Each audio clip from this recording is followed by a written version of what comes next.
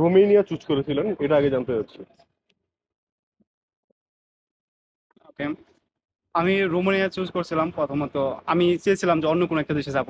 তো হুম, আমি তো আইএলটিএস দিই, হুম, সবকিছু শেষ করি। তো তখন আমার সাফিসিয়েন্ট যে আইএলটিএস স্কোরটা, তো এটা আসেনি। যে আমি চেয়েছিলাম যে 6 বা 6.5 আসবে। তো দেখো, রেজাল্ট পাবলিশ হওয়ার পরে দেখলাম আমার 5.5 আসে। তো আমি কয়েকটা দেশ চুজ করলাম, সেটা হচ্ছে রোমানিয়া, আম, পোল্যান্ড, চেক রিপাবলিক। বাট এই দেশগুলোর মধ্যে থেকে দেখছি আমি রোমানিয়া এখন ভিসার ইস্যু বেশি আছে, প্লাস ওদের ফ্যাসিলিটিস, টিউশন ফিস সব মিলিয়ে আমার জন্য পারফেক্ট। তারপর কয়েকটা ইউনিভার্সিটি দেখতেছিলাম রোমানিয়াতে, সে বাবিসবোলা ইউনিভার্সিটি, বুকারেস্ট ইউনিভার্সিটি।